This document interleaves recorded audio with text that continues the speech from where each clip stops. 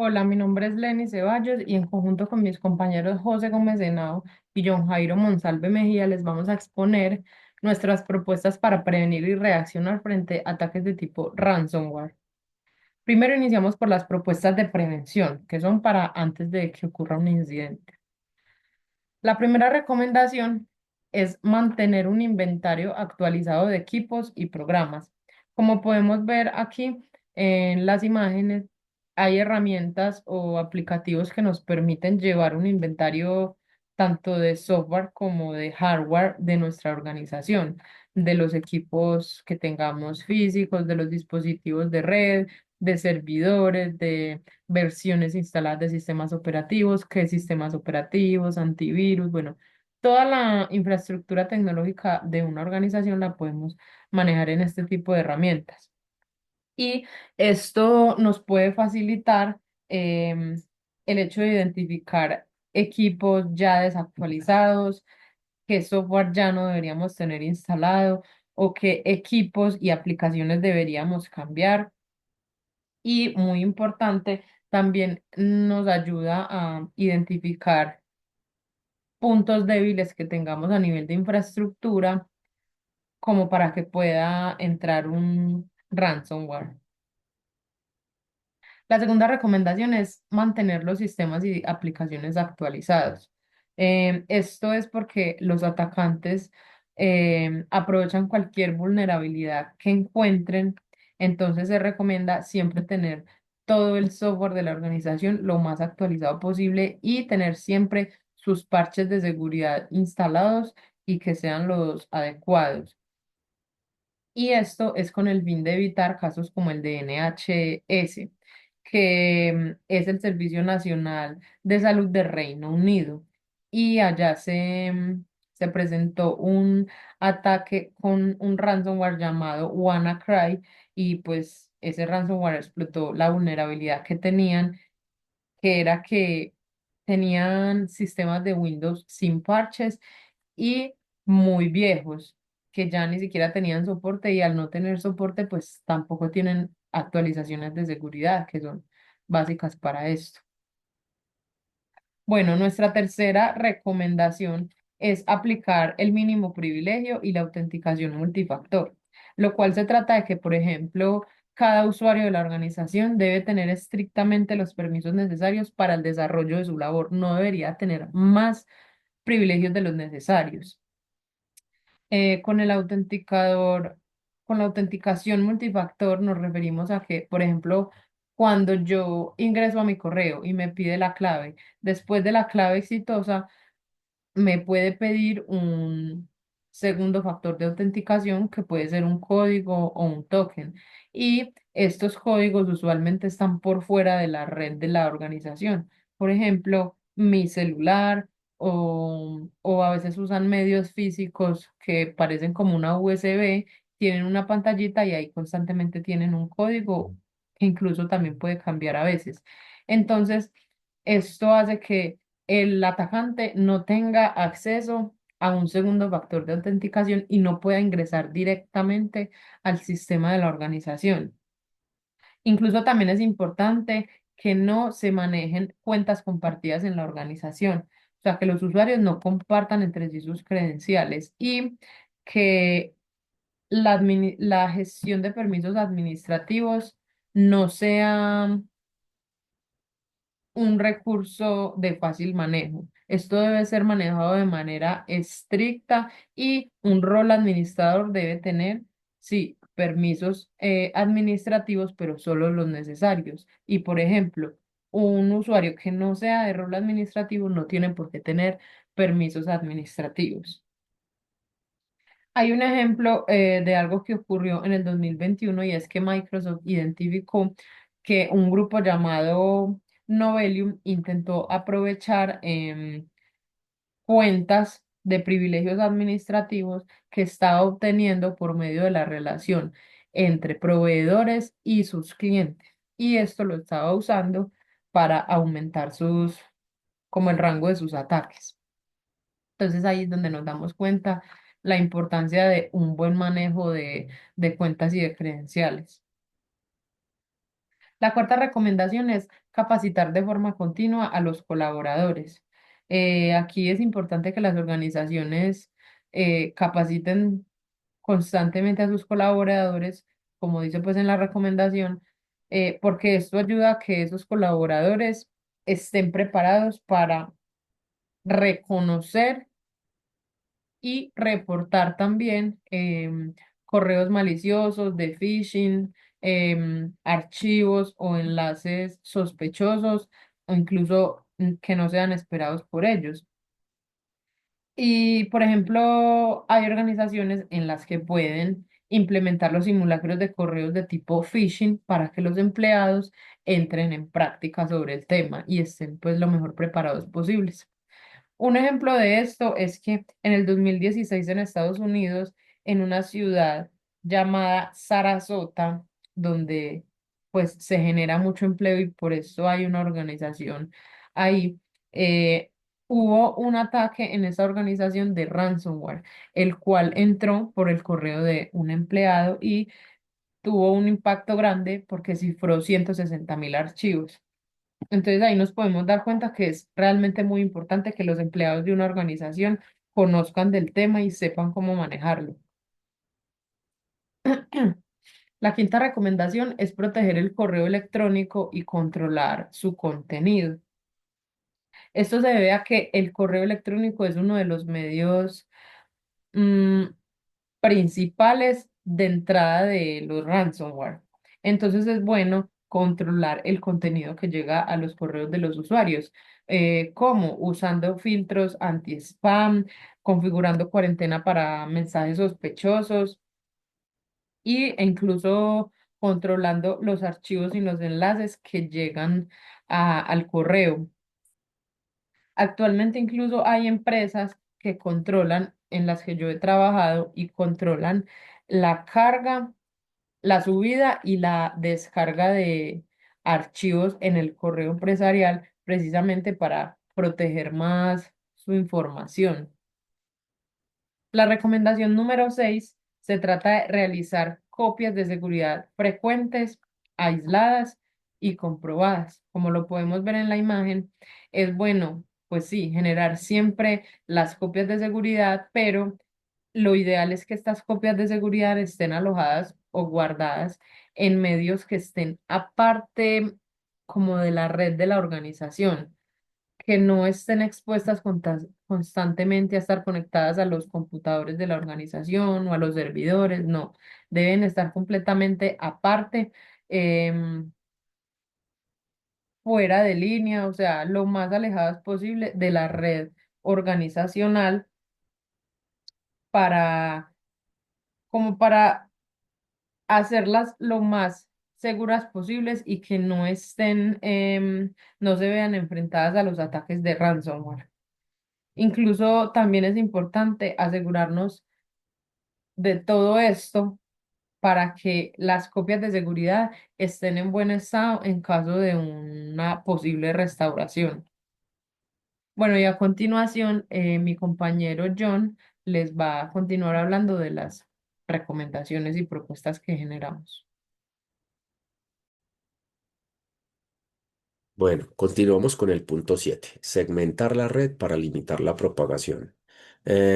Acá es importante dividir la red en segmentos separados y esto ayuda a contener el daño. Por ejemplo, los equipos de usuario, los servidores críticos y los respaldos no deberían estar todos en el mismo espacio de red con la misma comunicación. En el uso de las VLAN, la microsegmentación y reglas de acceso pueden hacer que aunque el equipo se infecte, el ransomware tenga más dificultades para moverse y llegar a las bases de datos o los servidores críticos que tenga la organización. Punto 8: fortalecer los accesos remotos con un enfoque de confianza mínima. Estos accesos remotos merecen de una atención muy especial, porque pueden convertirse en un punto de entrada cuando existen configuraciones débiles o las contraseñas comprometidas. Por eso, además de la autenticación multifactor MFA como la conocemos, es importante verificar los dispositivos y limitar desde dónde y cómo se puede acceder. Los documentos que mencionan el enfoque Zero Trust como una alternativa para eliminar la confianza implícita, esto significa, en otros términos, verificar al usuario y al dispositivo y conceder únicamente el acceso que realmente se necesita. Punto 9. Usar protección avanzada en computadores y servidores. Acá los antivirus tradicionales son útiles, pero por sí solos pueden quedarse cortos frente a las nuevas amenazas que van apareciendo. Las propuestas revisadas recomiendan herramientas como la EDR o la XDR y soluciones que analicen comportamientos anómalos. Estas herramientas pueden ayudar a detectar situaciones como la ejecución de procesos fuera de lo normal, la modificación masiva de archivos o actividades que sugieren un intento de cifrado.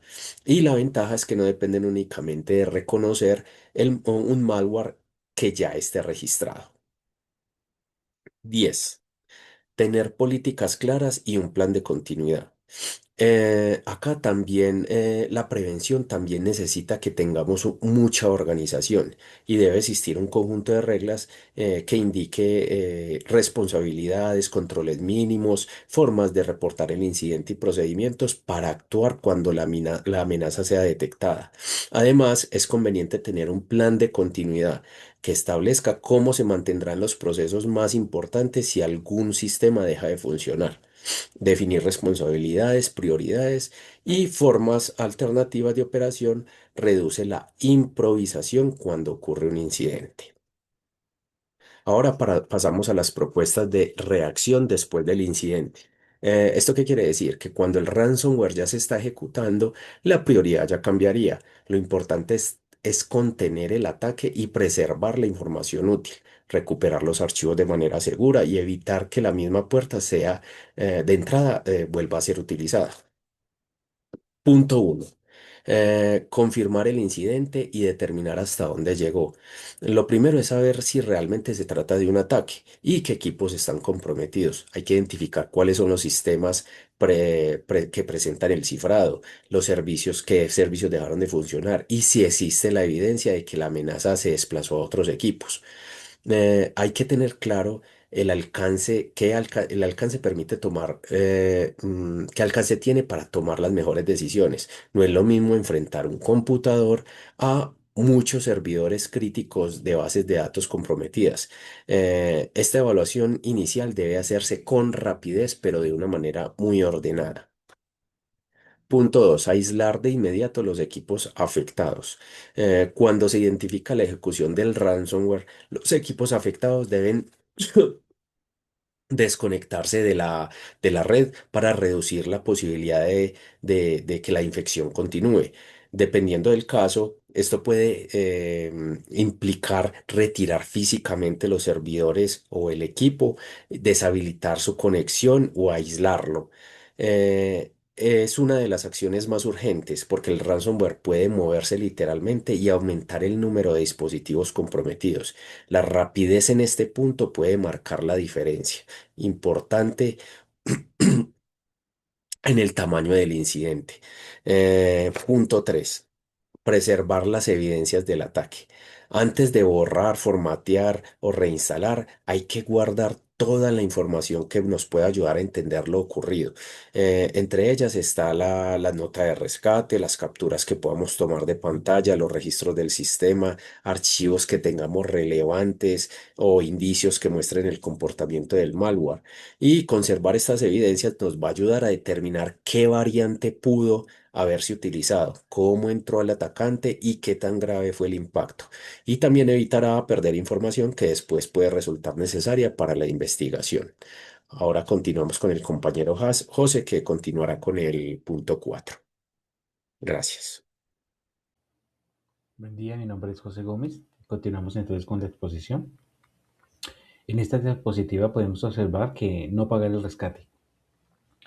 En este punto es muy importante dejar claro que pagar el rescate no garantiza recuperar la información. Los delincuentes pueden no entregar la clave o inclusive volver a atacar posteriormente. Por eso la respuesta debe centrarse en contener el incidente, investigar qué ocurrió y recuperar la información mediante recursos propios, especialmente respaldos que hayan sido verificados. Activar el plan de respuesta a los incidentes Una vez confirmado el ataque, la organización debe activar su plan de respuesta. Aquí es importante que cada persona tenga claro cuál es su función. Esto es en tecnología, seguridad, dirección, comunicaciones y el área legal cuando haya necesidad. Todos deben trabajar de manera coordinada. Eh, Todos estos roles deben estar bien definidos para evitar improvisaciones y permiten tomar decisiones más rápidas y organizadas. Identificar cómo entró el ransomware también es fundamental para descubrir cómo comenzó el ataque. Puede haber sido por un correo de phishing, una vulnerabilidad sin corregir, una cuenta comprometida o un acceso remoto inseguro. Saber cuál fue la puerta de entrada permite cerrarla, porque pues no tendría sentido recuperar los equipos y dejar disponible nuevamente la misma vulnerabilidad. Recuperar la información desde los respaldos seguros. Cuando el ataque ya está contenido, se puede iniciar la recuperación utilizando las copias de seguridad confiables, pero antes hay que verificar que esos respaldos no estén comprometidos. Además, la restauración debe hacerse por prioridades, comenzando por los sistemas que son más importantes para mantener la funcionalidad de la organización y esto nos demuestra que la importancia de tener las copias de seguridad no es solamente porque estén disponibles, sino también porque están probadas. Mantener una comunicación clara con las personas afectadas. Los ataques de ransomware no afectan solamente al área de tecnología, también pueden afectar a los empleados, a los clientes, a los proveedores y a otros usuarios. Por ello, la comunicación es parte importante de la respuesta. Se debe informar qué ocurrió, qué servicios están afectados y qué medidas se están tomando, evitando así pues los rumores o la información contradictoria. La comunicación debe estar clara, pues esto ayuda a mantener la confianza y a que las personas sepan cómo actuar. Verificar los sistemas antes de volver a la producción. Recuperar los equipos no significa solamente encender la computadora y comprobar que funciona. Antes de conectarse nuevamente a la red, se debe verificar que el malware haya sido eliminado y que no existan otras señales de compromiso. Las revisiones de seguridad y las herramientas de detección son fundamentales para evitar una reinfección. Y finalmente, estos incidentes los podemos convertir en una lección para mejorar. A través de estos ataques o de los incidentes de ransomware, son una escuela para aprender. Después de superar la emergencia, la organización debe analizar qué funcionó, qué falló, qué se puede mejorar. Esto puede llevar a que se refuercen los controles, se actualicen las políticas y se realice una nueva capacitación a los empleados según sea necesario. Creo que el verdadero cierre del incidente no ocurre solamente cuando los computadores vuelven a funcionar, sino cuando la organización aprende de lo ocurrido y queda mejor preparada para enfrentar un ataque futuro. Muchas gracias.